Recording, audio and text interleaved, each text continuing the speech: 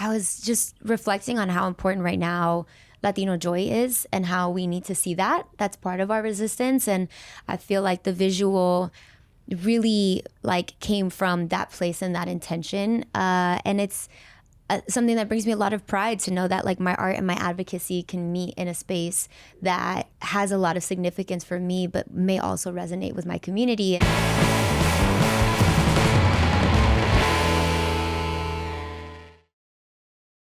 Hi, we're at the Rolling Stone studio, and I am with Becky G. Becky G, welcome. Police. How have you been? How are you? I've been good. I feel like I've been ping-ponging around a lot lately, but I'm excited. I'm really excited. I've been really busy, and I feel like I always know I'm doing a good job in my mind because I feel like the reward for good work is more work. And so I've been booked and busy. That's a good way to think about it. Yes. Well, the reason you've been booked and busy is because we have this album coming that I'm so excited about, Baraja Bendita. And again, I've been listening to it nonstop. This is such a mix of like a lot of the Becky G, Rebecca that we've known, a lot of different eras, a lot of different sounds. It also kind of marks a new chapter. It's your first album on RCA Records. So let's get into it a little bit. I want to hear how it started. So it's it's been a long journey, right? I got signed when I was 14, and it feels honestly like I've said this a few times now, where I feel like I'm, you know, a cat has 9 lives, and I feel like I'm like on my 6th life now as an artist. But in a sense, you know, this being an album happening during my Saturn return season, I really do feel like there's a homecoming in a sense. And I feel like it actually started with Esquinas. And there was like a turning point in my artistry, or crossroads that I met. And I made a decision to be, I think, the most vulnerable I had ever been in my music. And it was almost like I had like hit an artery or a vein, and it just like bled such rawness and like connection to my roots, that the idea of ever not singing from that place just didn't feel right. And so this album being a return to pop sounds, but still genre bending and having these like disruptive productions, kind of mixing into, you know, I guess familiar sounds people have also heard from me before in the past, but from that deeper place of, you know, having done more self-discovery and exploration, it just feels so right. It feels like there's like a cycle that's being complete with Baraja Bendita. Yeah, and a lot of the themes on here are kind of, there's a lot of themes of autonomy, of kind of taking your future in your own hands. Yeah. Talk to me a little bit about how that connects to the title and kind of this idea of Baraja Bendita. I think in the simplest way for me, you know, most of your life you hear you can't control the cards you were dealt. And that's very true. There's a lot of things outside of our control, but you can't control how you play them. And I think I've played a hell of a hand throughout various different phases of my career, whether it was through personal or professional challenges and obstacles. And I feel like, yeah, really taking agency over your life is something that, as a young woman growing up in this industry, as well as just in the world, in today's society, learning the power of your voice looks different for everyone. And to go through that in front of the world isn't easy. But it's I think one of my greatest blessings, and it's given me an opportunity to really lean into my purpose. And I feel like this is, you know how they say in this industry, you got to play the game. And I feel like this album was really my invitation for my fans and for others, my peers in the industry, to come and learn my game now. And that's really fun. It's like a very empowered place to create from. Yeah. Talk to me about the idea too of a baraja, like a set of cards, and kind of that image too, and what it meant to you. I think it's more figurative than it is so literal. You know, I think that the idea that, you know, as artists too, like the idea of play is so important. And in a hustle culture like the one we live in today, it's so easy to lose sight of that we're actually supposed to have fun. And we're supposed to, like, I don't know, mess around and find out, you know? And I feel like this album was a process of me actually really doing that, like having fun. I think Esquinas and Encuentros served a really big purpose and my healing journey. And in that, I was able to like make peace with and let go of a lot of things to then make room for a lot of other things like curiosity and, like I said, exploration and discovery. And so it was like 2 years of just like playing and trying different sounds and, you know, cutting different songs and throwing around crazy ideas. I mean, I can think of a few songs that come to mind where, like, genuinely speaking, we went into the studio with no compass, like, you know, as far as like which direction we would go in. Would it be English? Would it be Spanish? Turns out to be Spanglish. And like Patrona, we went in, we had like the deepest, most philosophical, like emotional conversation. And then Patrona was like a result of that. And it's like you listen to the song and if you were there, it totally checks out. But then you're like, oh, that's actually really funny because you were talking about like waterfalls and butterflies, you know? So yeah, I think just like instead of being so focused on like the result of something, really allowing myself to be like dispuesta para like the journey of getting there. Yeah. You know? Yeah. I think one song also that kind of encompasses that idea is 5-5, where it's like this like crazy club energy. Yeah. It's, I think, a little different than what we've heard before. For sure. And also kind of weaves in and out of, I was like, she's singing in English, she's singing in Spanish. And it's like track really, number one for a reason. It like kicks off the entire kind of journey that you're talking about. Tell me about that song in particular. And I love that calls out to you because I think for me, it's one thing to tell people, it's another thing to show them.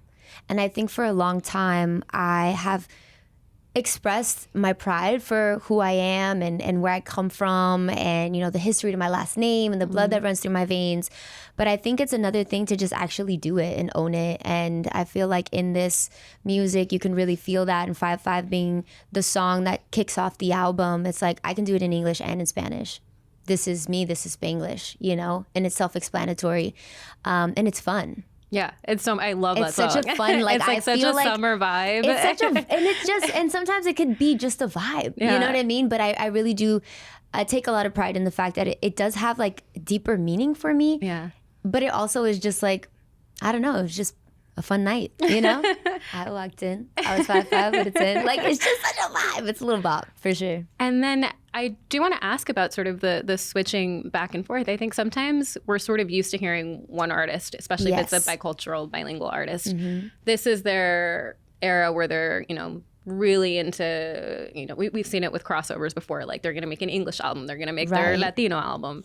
I think it's so refreshing to see you just like, because that's how we talk, right? If we come from a bicultural background, you just switch. And sometimes I don't even think about it. And completely. It comes across totally naturally. How are you thinking when you were actually writing the songs and the lyrics about that? I think that's the part I wasn't thinking. Like, I wasn't thinking about that. And I think that is me really stepping into that ownership of my artistry and really just being myself. Without having to feel like I need to explain it to anyone. And, you know, it's funny because I feel like we're still in a time, I guess, in the industry where I'll still get asked, like, so who's going to be the Spanish feature on the song? Like, it's not enough Spanish. And I'm just like, that's interesting. Mm-hmm. Hola, soy yo. I'm the Spanish feature. I can do both. Thank you. Reminder. And so, so it's, for me, it's just like, I just did it. And I think that's also what brings me like a lot of pride, because after, when I'm sharing this music, and I think people can feel my excitement for it and the joy that I experience after, you know, completing this body of work. I have friends who don't speak any Spanish and didn't even clock like the fact that it was going in and out of. They understood it. Yeah. And so to kind of feel that embrace on both sides now is just such a beautiful feeling. Like, I feel really blessed to be an artist today and to have gone through the things that I've gone through in the past and to still be challenged on some of those things and to kind of keep pushing forward, you know, this, I guess, path for a lot of us 200%ers where you and I can have this conversation right now, and then you'll probably, as you said, get off this interview and call your dad and it'll be a conversation in Spanish. And that just is what it is, the same way it was for me growing up, you know? So it's really beautiful. It does. It feels really...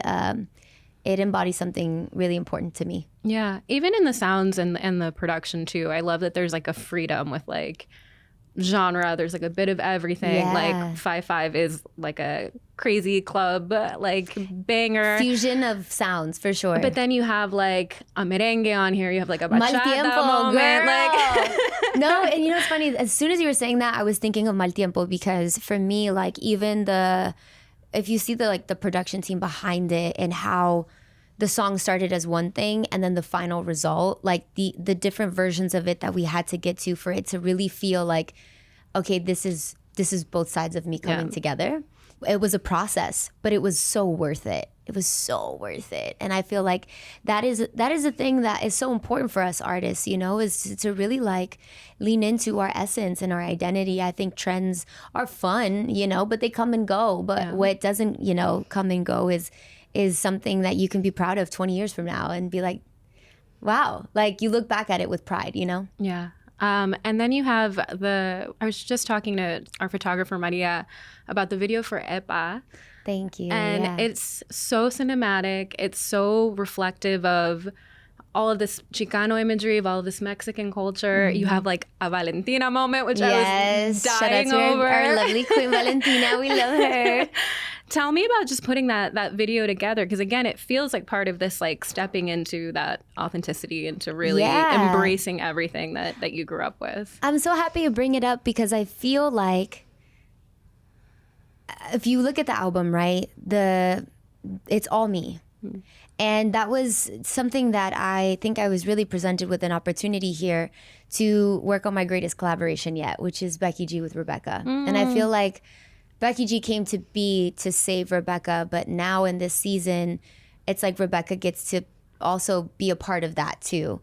And I've had the opportunity to do so many collaborations throughout my career, and ones that have taught me so much and have brought incredible friendships. But this album has really strengthened the relationship of me with myself.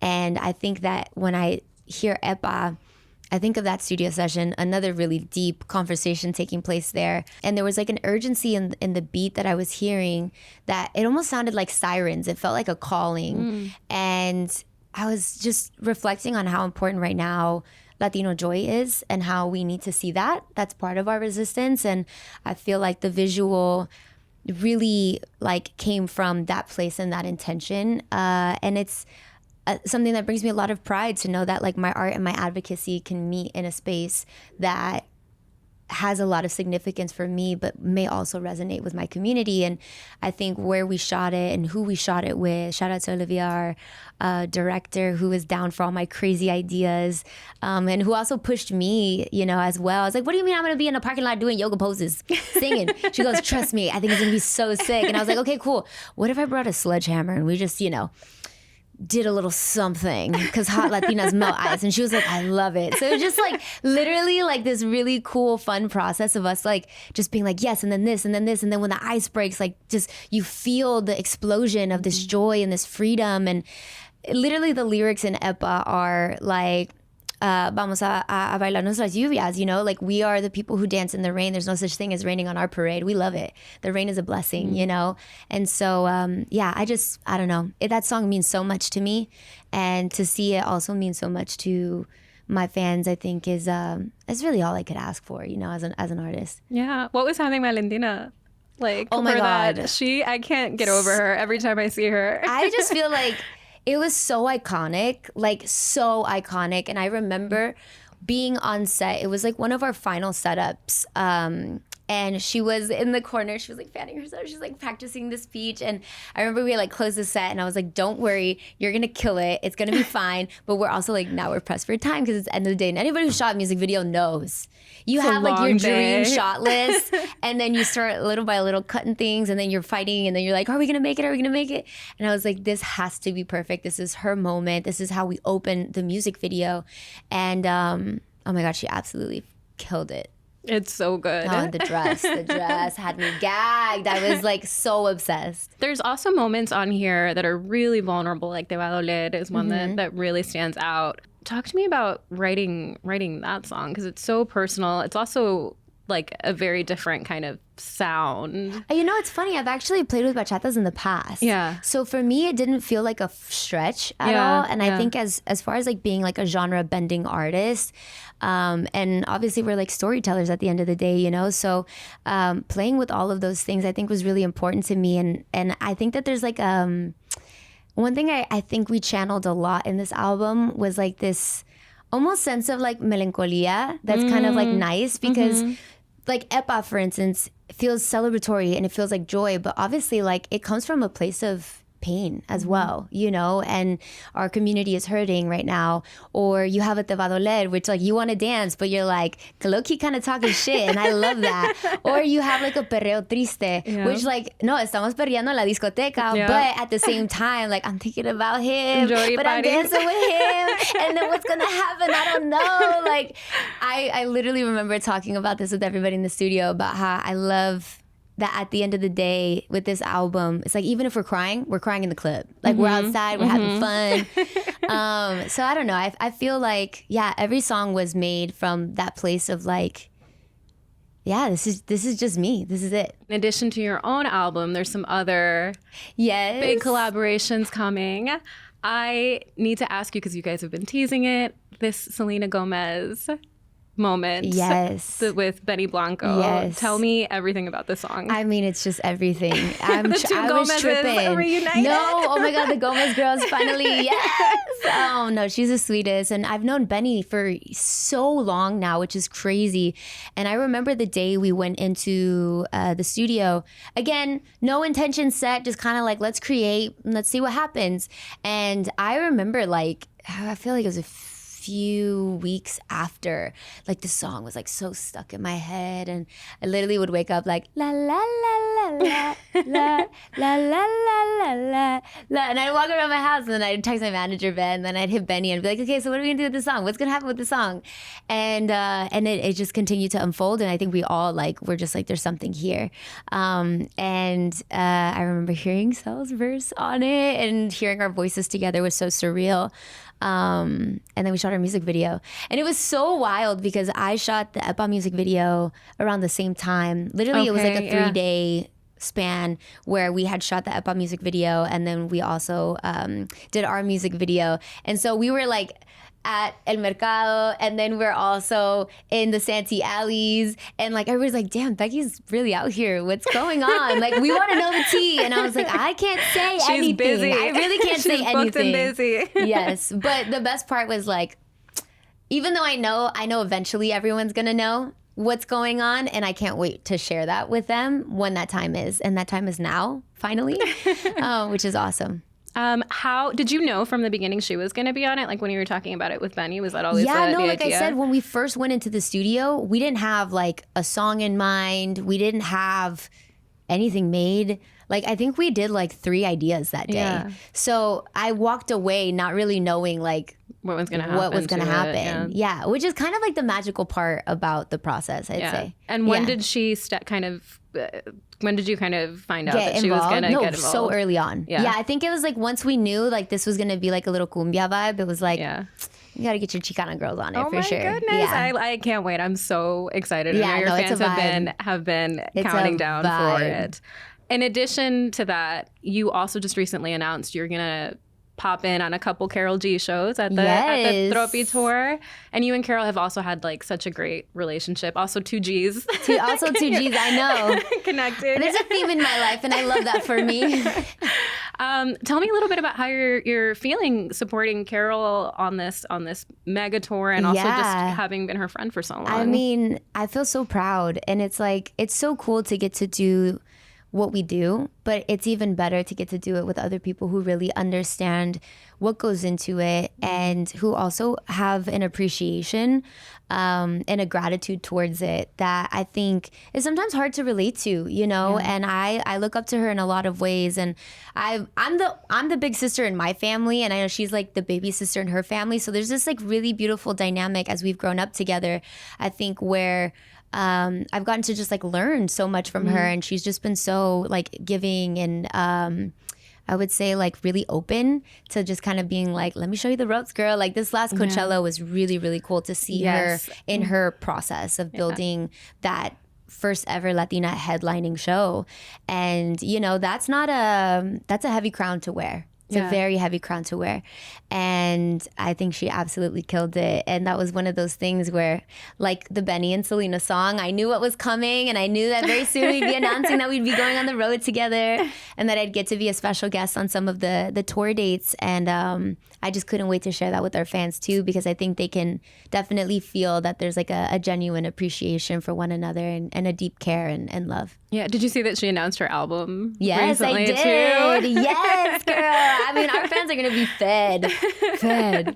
I want to go back to that Coachella moment, because obviously this was a massive moment, the first Latina headliner at Coachella, which it is crazy that it has taken this long. Yeah. It is amazing that, like you said, Carol holds that crown, but you also came out during that. And you had a really amazing moment that made me actually super emotional, where you said, you looked at the camera and you said, que viva México, que viva Colombia, que a todos los inmigrantes los queremos mucho. Talk to me about, was that premeditated? Did you know you were going to have that shout out to the immigrant community from the beginning, or was it just like in the moment? I would definitely say that, as I have mentioned even about like my creative process with the album, like you don't really think about it. It wasn't part of my plan. I think it just is a reflection of like who I am and how I show up in these places and spaces.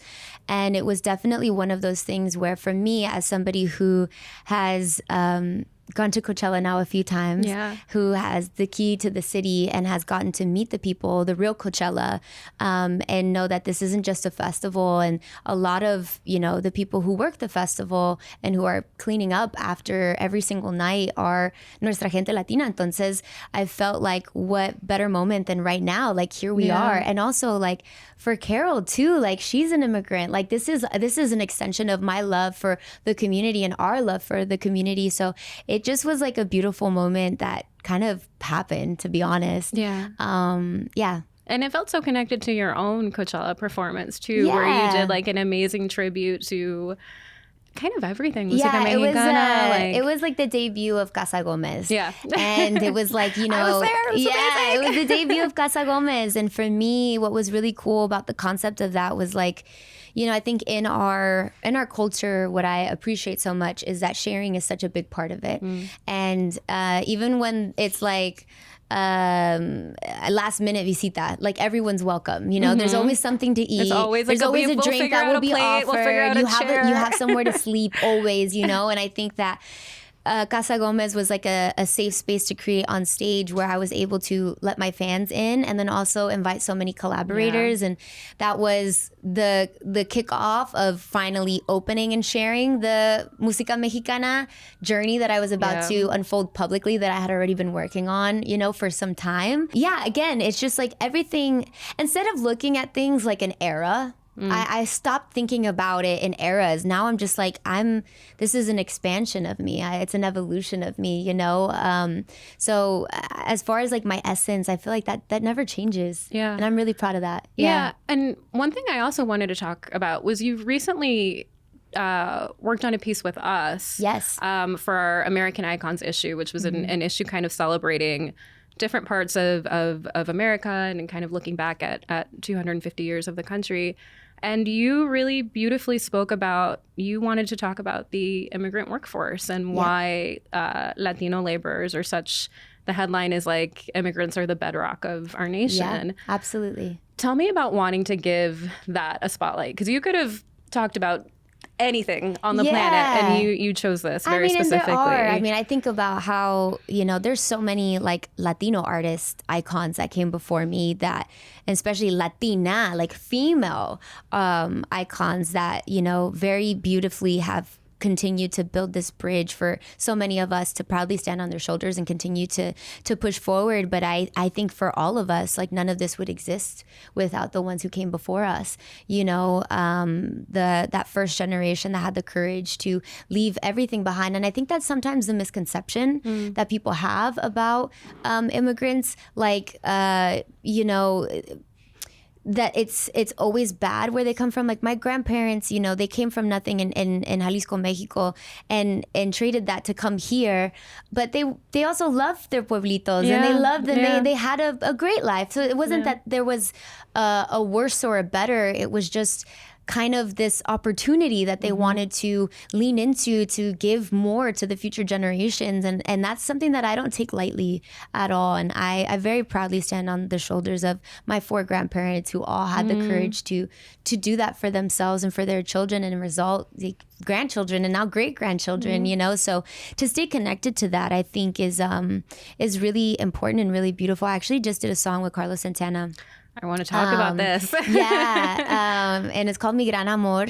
And it just felt really like, again, also like a calling and very urgent for us to kind of be able to pull some of that storytelling into our artistry and be able to kind of highlight what's going on right now. Because the amount of times, you know, you'll meet someone who, this happened actually to me once here in New York. I was in a taxi, and, you know, my taxi driver in his home country he's like a full-blown engineer and can like build an airplane. And he's a taxi driver here, and he's happy, and he has his family here. But and the amount of stories that I encounter like that, even within our Latino community, is far too many. You know, and it's not that there's a lack of passion or willingness to do the work or talent. It's the lack of opportunity sometimes where we're not necessarily given that based off of our status, based off of what we look like, based off of an accent. And so, as someone who is privileged, you know, we talk a lot about discrimination. We talk a lot about colorism and racism, but we don't talk enough about privilege, I think. And I think to be someone who has, you know, a position where I can help others who can't speak up right now, it just, you know, to me, there's no other way. Yeah. To go back to the Santana song a bit, that song is so powerful. It's obviously reflecting a lot of really harsh images that we're seeing, a lot of pain in our community, a lot of the administration's, you know, incredibly, you know, attacks. It's terrible attacks on our community and the rhetoric. I want to ask you kind of when you, and I know that you've done so much work, kind of activism and on the ground, boots on the ground work. What has it been like for you to, I mean, I think it can also be hard even when you're doing the work to also see it and like absorb it and to kind of really be part of what's happening. I want to ask what that experience has been like for you, just to. I think like for everyone, you got to take it a day at a time. For me, when I think about my purpose as an artist, I think that one thing I do want to encourage a lot of artists out there, there is a way to continue creating, and from a conscious place, a place that is from deep care. And sometimes it is important to create safe spaces where people can disconnect and where people can find, you know, just a brief moment to themselves, to not feel like they're carrying the weight of the world. Like, we deserve that too. We deserve that joy, and we deserve those safe spaces. So my encouragement to like young Latino artists out there is to keep creating and don't be afraid of creating. That's a privilege that we have right now that we have to really lean into to continue like inspiring people who need that inspiration, because it is a dark and scary time for a lot of our community right now. And singing that song, you know, and I remember speaking about it with Edgar, who's also an executive producer on the song. Edgar Barrera, who's written a lot for and we did Esquinas together, and he's seen me, and he knows how passionate I am, and he himself has experienced a lot of things as well as a border town kid, you know, and still to this day. So I told him, you know, I wanted to make sure that it was really clear that I am singing this just as a vessel to share these stories, because I'll never actually fully, truly be able to understand what the weight of these words carry. You know, I have an idea, and I have family members, you know, who have been directly impacted by what's going on even right now, and a lot of collaborators, so many collaborators actually, that are being directly impacted by what's going on right now. And so I think it was important, you know, as someone in a position of privilege, to be able to be like, you know what, let's get this out there, you know? Yeah. You have always been super open to discussing these topics, and I think they can be really hard, especially in our community and especially among artists. What do you kind of see as like the responsibility of artists to talk about this and talk about issues like this, and where do you kind of see your place and I mean, I feel like I can only really speak for myself, because I don't want to speak on behalf of all artists. I think it is something that can be an intimidating space. Yeah. And by no means do I have all the answers. I'm constantly having to, kind of educate myself, and it is a lot sometimes to stay connected, and especially sometimes when you're like, okay, these things are happening and they're nowhere on my timeline. That's interesting. What's the disconnect there? The censorship and all those kinds of things that do happen. So I feel like for me personally, like what I've just tried to do is continue to stay in touch with my community locally. And we forget sometimes that it does start as simple as within our four walls. It starts with the conversations we have with our family members. It starts with the conversations we have with the people we work with. And I mean, even just what was happening in Venezuela, like so many of my creative counterparts have family in Venezuela, and to let them know like this, they're no separate from us. Like this community is us, and so that safe space, even though you're here in LA, like is important. So how can we continue to create space for that, and expand our advocacy sometimes, I think is important, but I think it has to really mean something to you. And also you have to feel comfortable with that. I think that's really, really important. And I think there's going to be times, and there have been times, where I have definitely maybe not educated myself properly, or maybe I didn't have the right information. But being willing is like, it's such a great starting point. I think especially right now, we're in a time where we can't afford to stay silent.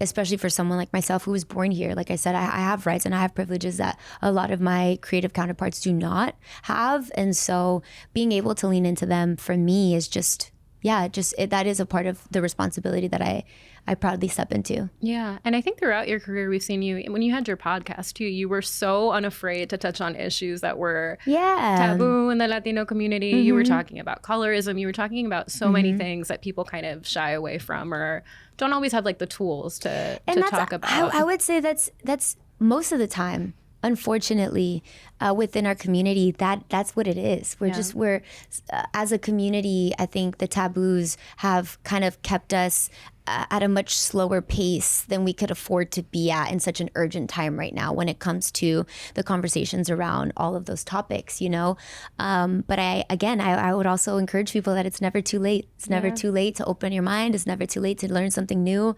It's never too late to ask questions. Like, there's no such thing as a stupid question, in my opinion. And I think that now is a really, really good time to kind of open yourself up to those things and be curious. Yeah. I want to go back to Migrang Amor. Tell me a little bit about working with Carlos Santana and kind of what those conversations were like. So I originally got introduced to the project that they were working on by Edgar Baraja, and he had come out of a session. It was like an ideation session. They hadn't even really started working on like the album or anything. And it was like a demo, a chorus, and it was like a love song. And I was like, this is beautiful. And it was, I do mean it when I say it was a beautiful song. And it was with other writers that like I absolutely love and adore. But I was like, I just feel like this is Carlos Santana. And we're in a time right now where I would really love to do something that really makes a statement. And I think as exciting as like this song is, like I feel like the real opportunity is like in something that we can create like together, from that place and that intention. And I mean, from songs that are so iconic, like he literally has a song called La Mira, like hello, why wouldn't? And I was like, if there's one artist that I know is gonna go there with him, it better be me. And so it was really, really cool. It was a really cool process. And I remember a few months later, my manager playing me the demo of Mi Gran Amor, and my boy Manu had written on it, and I love Manu so much. He's incredible. Spread love. And I was just like, damn, this is deep. This is beautiful. This means so much. And then getting in the studio and getting to do like my little thing on it, and then it just kind of became this like complete little package that then again turn into something bigger. Yeah. Have you gotten feedback on that song from people who maybe have gone through some of the things many. that I'm curious what you've heard and So kind of many. I think, I mean, even the Epa music video. Yeah. Like all these little moments, I think, are sparks for, you know, conversations and deeper connection. And I think that that's the coolest thing about being an artist today for me personally, is that I got to see our industry and our community always be referred to back then as like a number. Whether it was like the most loyal consuming market out there or the most streaming, you know, audience. And it was always business case, that, you know. And as an artist too, and as a Latina in this industry who, you know, has also been, I wouldn't say victim, but has been a person who has checked a lot of boxes for an industry when it comes to representation and diversity and all that stuff. For me, it was like, it's just so cool to be in a space now where it's like, to me, it's less about the quantity. It's more about the quality of connection we have with one another. It's the quality of the representation that we have as well. And the quality of the opportunities that we actually are being given to showcase our diversity, because we're not one size fits all. Right. And everyone's story is so different. And I think that that was the hardest part in Mi Gran Amor, which was like, how do you cover all the stories? And how do you, like, it's nearly impossible. It's, you know, it doesn't fit into one song, which is why I'm saying, like, for all of our Latino youth out there to continue to create is so important. Epa came from that place deep down in my heart, and I want to hear that song in the club, you know, like, yeah, that's just me. And I'm like, oh, yes, advocacy, and we can shake some ass, girl. Like, why not? Like, why does it have to be so, like, the binary thinking of, like, so black and white? You're either for the people or you're not. And it's like, no, I think we just all wear our pride so differently, you know? Yeah, I have a friend who's a professor who teaches a lot about Latin music. And especially when she's been talking about Bad Bunny lately, one thing she always says that I love is she's like, the party is the resistance, right? 1000%. Like, that is part of it. That's part of love. It doesn't have to be like a separate of like, oh no, music is only, you know, this like one side of it or like a less important side. I'm like, it can all be connected. And all sides serve a purpose. And sometimes we will, like, we're human. We ebb and flow through the emotions of it all. Some days I'm absolutely angry, and it's my friends who are in a joyous headspace who help me persevere and keep going. And same the other way around. There's moments where some of my peers are in deep sadness and they're going through these things, and it is that person who's willing to have that empathy and may not truly understand, but just sit there and share space with them, you know? So I feel like, going back to that curiosity and just like leading with that, I think beautiful things happen and beautiful connections are made, and it is absolutely a part of the resistance. I completely agree.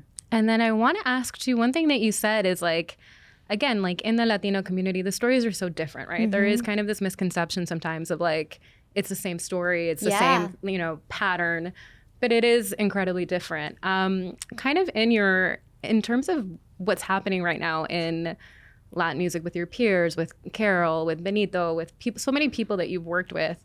Tell me what you're like excited about, just in terms of seeing kind of what everyone is doing and representing all these different parts of our community and our world. I think that in the past few years, I remember how fulfilling for me the process of starting Esquinas was, and how it even like led to another album, because like once I started, I couldn't stop, like quite literally. And Encuentros then came of that, and it was about all the parts of myself that I found and discovered, and this kind of like need for a lot of artists for us to go back to our roots and understand them, I think was so necessary for this generation to see from their favorite artists, to see that pride and to see the joy that brings, that we have no reason to be shameful about it, to just be who we are, and really own and step into that. And, you know, fast forward for this, like what they call the Latino explosion, for me, it's just like, this has always been us. It's always been. And we've always been here, and we've always been. I feel like there's like, it's funny because I look at the cover of Baraja Bendita, and there's like this like look that I have when I'm looking back at the camera, kind of like, it's about time. Like, that's kind of how I feel. Yeah. It's about time. Because historically speaking, like, we have always been here. And Carol says that, in her Coachella set. And she said it even when she did the headlining stage on the Sunset set. Yeah. Like the Sunset set, that sounded funny. The Sunset. The same thing when she did the medley of like all the greatest hits and all that stuff. And she sang Selena and she sang Luis Fonsi, Despacito. She sang all these like hit songs. And it's like, dude, we've literally always been here. So I don't know, for me it's just like it is that feeling of like, yeah, this is isn't it great? We've been here. It is great. Come, you're welcome. You're welcome to the party. You're welcome to enjoy. Again, we are who we are. We love to share. I'm wondering what kind of things are kind of giving you hope and inspiration right now. Obviously, Baraja Bendita is almost here. Yes. There's still, I think, some surprises in store for fans who are waiting for this album. Tell me kind of like what you're thinking about now that it's kind of the album is done, but there's still so much to come. Yeah, there's still so much. I mean, it's so funny because I always think big picture. And something that brings me a lot of hope is like, I'm a godmother now. I'm a Nina, and I see my nephew and my godson, and he's just this precious little being. And just that source of light that he is is so inspiring to me. And it gives me so much hope for the world to think that, wow, like if you have the right tribe, the right village around you, like you can grow and you can continue to be poured into. And that's kind of how we need to view each other and view ourselves, pour into ourselves, pour into each other to continue growing and to continue evolving. And I feel like my fans have done that for me in a lot of ways as well, my artistry. So I'm excited to share Baraja Bendita with them. I feel like I said, it's a cycle completion for me, for sure, a homecoming, if you will, into my artistry. And I don't know, I'm just also trying to be present. Yeah, I'm on a stadium tour with one of my homegirls. We're killing it. We're having fun every night. My family is super excited and also like coming to all the shows and stuff. So it's just been like a really good time. I've been really blessed. Yeah. I'm so excited for you. Thank you. It really is like an amazing thing to see. There's so many songs that I love that like I literally could talk about this album. I need to know your favorites though. Is it 2 a.m. or 2 a.m.? 2 a.m. I'm obsessed with that song. Like that's the one that I was like repeat. So what's really cool is the set that we put together for the special guest slot for Carol's tour is a lot of new music. Okay, it's amazing. a lot of the new and 2 a.m.s in there. Yeah. Oh yes. Okay. Good. Yes. Yes. If you can give us anything else, kind of about the Carol, kind of the tour and the stuff? vibe, the and like vibe? kind of like what I mean, for me, like I said, I'm doing a stadium tour with one of my homegirls. So I literally brought the homegirls. I have like an incredible like team on stage with me of some baddie girls who we just have so much fun. Yeah. So much fun. And I feel like her fans and her fandom are just like always down for a good time. So it's it's really lit. I feel like we've always seen you collaborate with other Latinas, like since like early in your career, like Nati Natasha. Like there's so many like moments of like Becky and the girls throughout your career. Again, you don't tell them, you show them, And I feel like there's just so much amazing talent out there and so many incredibly hardworking women who have, really just continued to bust their asses to get to where they are. And I have so much like appreciation and admiration for that. So to be in collaboration with that, I also feel like is just, it's such a beautiful experience. Yeah. What are you thinking for kind of the live version of these songs? Well, it's really cool that this album was made with playing them live in mind. So if you listen, for instance, 2 a.m., like there's no need to like add a cool intro for dance. There's no need in Oasis to put a dance break at the end. Like these things are just already built into the songs from top to bottom. Like I feel like when I listen to my album, it's like no skips. Like I want to listen to the journey all the way through, and it definitely puts me in a little mood and a little vibe. By the end of it, I'm like, where are we going? What are we doing tonight? It's great. So fans will have it very soon. Yes. Becky, thank you so much. Thank you. And congratulations. What an exciting chapter and what like an amazing journey to see. Thank you. I really, really appreciate that. And it's always awesome speaking with you. Oh my gosh. And you too.